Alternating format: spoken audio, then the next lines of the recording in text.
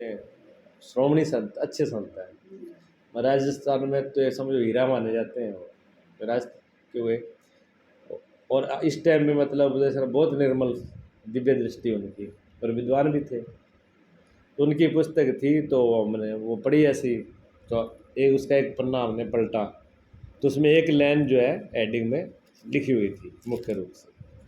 उसमें लाइन लिखी हुई थी, जिसने अपने अहम को मिटा दिया हो वो जीवन मुक्त है, तत्वज्ञ है, प्रेमी है, और योगी है, और ज्ञानी है। उससे बड़े कुछ नहीं है। किसने, एक लाइन लिखी उन्होंने, जिसने अपने अहम को मिटा दिया, जिसने अपने अहंकार को मिटा दिया वो जीवन मुक्त है। पहला शब्द बोला उन्होंने, जीवन मुक्त है। जीवन मुक्त है, जीवन मुक्ति का मतलब जीते जी मुक्त हो जाना। यानी इस शरीर में हो, आप इस घर में हो, इस घर में रह के भी आप इस घर के सारे कामों से मुक्त हो, सारी चीज़ से मुक्त हो। इस घर की कोई जिम्मेवारी आपकी नहीं है, और सब इस घर में रह के सब कुछ कर भी रहे हो, देख भी रहे हो। आपको ये नहीं ज्ञान नहीं, सब चीज़ का ज्ञान है, लेकिन किसी प्रकार की कोई बंधन नहीं है ना। आप पे ऊपर ये दबाव है भी आपको ये करना पड़ेगा, जब मेरे करे हुए ये काम नहीं होगा। सारी जिम्मेवारियों से निवृत्त हो आप, क्योंकि आपने जिम्मेदारियाँ सौंप दी, तो आज़ादी है। जब तक घर की जिम्मेवारी है तब तक आज़ादी नहीं है, आपको करना पड़ेगा, आपका बंधन है। जब आप पे कोई जिम्मेवारी नहीं है तो आप बंधन मुक्त हो गए। आप जी चाहो तब कहीं भी जा सकते हो, बाजार जा सकते हो, गांव जा सकते हो, तीर्थ जा सकते हो, किसी को मिलने के लिए जा सकते हो, सो सकते हो, आराम कर सकते हो।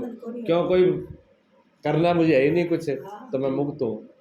तो इस शरीर में रहते हुए सारे बंधनों से मुक्त हो जाना। ना कोई इच्छा है, ना तृष्णा है, ना कामना है, ना वासना है, कोई किसी का नहीं है जीवन। वैसे जेलर और जेली दोनों जेल में रहते हैं। जेली भी जेल में रहता है और जेलर भी रहता है, लेकिन दोनों में फर्क क्या है? फर्क है मोटा मोटा कोई फर्क है ना? फर्क तो फर्क नहीं है, पद का फर्क नहीं है, बंधन का फर्क है। कैदी तो जो कैदी है वो तो बंधन में कैद में है, वो अपराधी है। कैदी अपराधी है और बंधन में है, और जेलर अपराधी नहीं है, अपराधी नहीं है और बंधन में नहीं है। वो चाहे तब छोड़ के जा सकता है। अगर वो कहते मुझे तो नौकरी नहीं करनी, इस्तीफा दे रहा हूँ, तो छोड़ सकता है। वो जी चाहे कि मुझे तब घर पे जाना, तो जा सकता है। वो कहे मुझे आज छुट्टी करनी है, कर सकता है। लेकिन कैदी कैदी पे है क्या अलाउड है? कैदी पे कोई चीज़ अलाउड नहीं है। कैदी को जो खाना मिलेगा वो खाना पड़ेगा, जितने टाइम उसकी सजा भुगतनी पड़ेगी, जो आदेश दे दिया वो काम करना पड़ेगा। कैदी पे सारी बातें लागू होती है। तो इस शरीर के अंदर जो कैदी की तरह रह रहा है, कर्मों के भोग, जिसने कर्मों का अपराध किया भी मैंने ये कर्म किए हैं, जो मैं अहंकार को लेकर के जो जो कर्म किया, अहंकार को लेकर जो जो कर्म कर रहा है आदमी, वो उसको भुगतना पड़ेगा, वो कैदी है। और जिसने अहंकार ही छोड़ दिया वो मुक्त है। उसको इस शरीर का कोई चीज़ उस पर लागू नहीं होगी, ना अच्छे कर्म उस पर लागू, ना बुरे कर्म लागू। वो आज़ाद है, वो चाहे तो छोड़, जब चाहे तब छोड़ के जा सकता है। तो जिसका अहम गल गया वो पहले उन्हें जीवन मुक्त है, वो जितने जीव मुक्त है। दूसरों ने कहा तत्वज्ञ है, तत्सतोम तत्सत शब्द आता है। ओम का मतलब होता है, ओम परमात्मा का स्वरूप है, प्रकाश होता है, जिसमें ब्रह्मा विष्णु शिव निराकारों का सभी कुछ आ जाता है। भूलोक भू भुआ स्वा यानी पृथ्वीलोक असलोक स्वर्ग, तीनों अवस्थाएं ओम के अंदर, बचपन, जवानी, वृद्ध अवस्था, ये सब आ जाती है। जागृत स्वप्न सुषुप्ति ये अवस्था आ जाती है। पर ओम के अंदर सारी चीज़ें आ जाती है, ओम से कोई चीज़ बाहर नहीं है। ओम का भी जो सार है तत्व, ओम में का भी जो सार है तत्व, जो शुद्ध स्वरूप परमात्मा सत्य रूप में है, जो तत्व रूप में है, जो तत्व रूप में है, जो सतरूप में है, सबका निचोड़ है, जो शास्त्रों का निचोड़ है, जो जीवन का निचोड़ है, जो पूरे वेदों का निचोड़ है, जो ऋषि मुनियों गुरुओं का निचोड़ है, वो निचोड़ तत्व शब्द में आता है।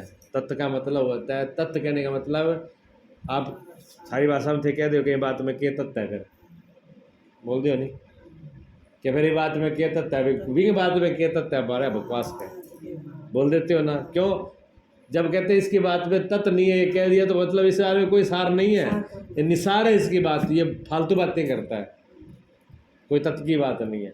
और जब तत्व की बात हो तो मतलब सार की बात है। तो सब चीज़ का जो सार है वो तत्वरूप है, सारी चीज़ों का सार क्या है? तत्वरूप है। उस तत्व का जो ज्ञाता कौन हो जाएगा? जो एम छोड़ दिया, जिसने अहंकार छोड़ दिया वो उस तत्वज्ञ का ज्ञाता हो जाएगा, वो ज्ञानी हो जाएगा, वो ज्ञानी हो जाएगा। तीसरा शब्द उन्होंने कहा जिसका अहम मिट गया वो प्रेमी हो जाएगा। जब तक मैं है तब तक प्रेम कोई कर नहीं सकता किसी को। मैं नहीं खतरा, जो माँ कहती है ना मैं बेटा हूँ प्रेम करो, वो झूठ बोला है, 101% झूठ बोला है वो माँ जी की क्या मैं बेटा हूँ प्रेम करो, क्यों? अभी अंदर अहंकार है जी, मैं पढ़ो है, और जब तक भी मैं पढ़ो रहेगा वो माँ झूठी है। और जो पिता कहता है कि मैं अपने प्रेम करता हूँ बच्चों को, वो पिता भी झूठा है, क्यों? जब तक अहम है तब तक झूठा है दुनिया का। और इसी प्रकार जो कहे कि हम एक दूसरे से प्रेम करते हैं और उनके अंदर अहंकार है, अहंकार है तो प्रेम नहीं है। जैसे अंधकार है तो प्रकाश नहीं है, प्रकाश है तो दोनों में एक ही रहेगा, जहाँ तो प्रकाश रहेगा जहाँ अंधकार रहेगा। प्रेम है तो अहंकार नहीं रहेगा, और अहंकार है तो प्रेम नहीं रहेगा। अहंकार प्रेम की मृत्यु कर देता है, जटा अहंकार आ जाए बड़ा प्रेम कौन रहे, और जहाँ प्रेम आता है वहाँ आदमी सरल हो जाता है। जटा प्रेम हो बट अहंकार करे कोई, प्रेमी के आदमी झुकता है कि नहीं झुकता? भगवान सर्वशक्तिमान है लेकिन किसके सामने झुकता है? प्रेमी के आगे झुकता है। उसका भक्त प्रेमी उसके सामने झुक जाता है, और प्रेमी के सामने कि तो ये आदमी कोई हो, प्रेमी के सामने प्रेमी नहीं झुक जाएगा, बात को मान लेगा तुरंत। जका आदमी हूँ जिस आदमी का प्रेम हो वो सोआ की बात ना माने, फिर क्या वो क्या मानो, क्या वो भी खास है, अगर वो कह देनी तो वो मान जाए, वो और होता है ना ऐसे, और वो खास आदमी कहते हैं मान जाए, कौन मान जाए?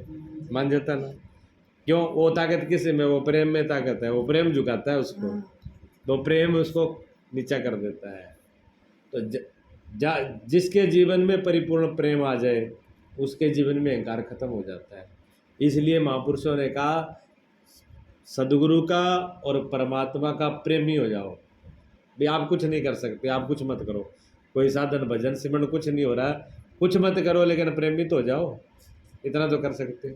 मीरा भगवान के प्रेमी हो गई, मेरा क्या नहीं मिला, मेरा क्या सब कुछ, अहंकार दोष सब खत्म हो गए, परमात्मा मिल गए।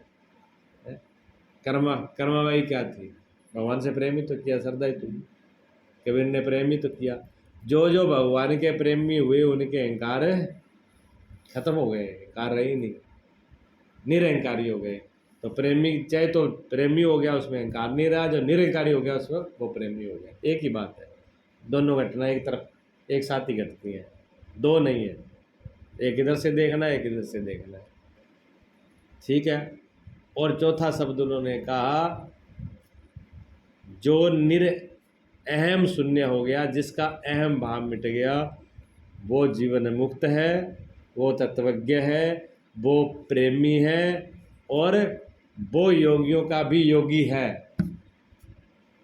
योगी योग कहते हैं मिलने को, दो और दो मिला दें चार, दो दो का योग कर दें यानी चार, लेकिन ये चार नहीं हो, उल्टा है। देखो यहाँ दो दो मिला, एक रेख मिला दो तो दो नहीं होते, एक रेख मिला दो तो एक ही हो जाता है।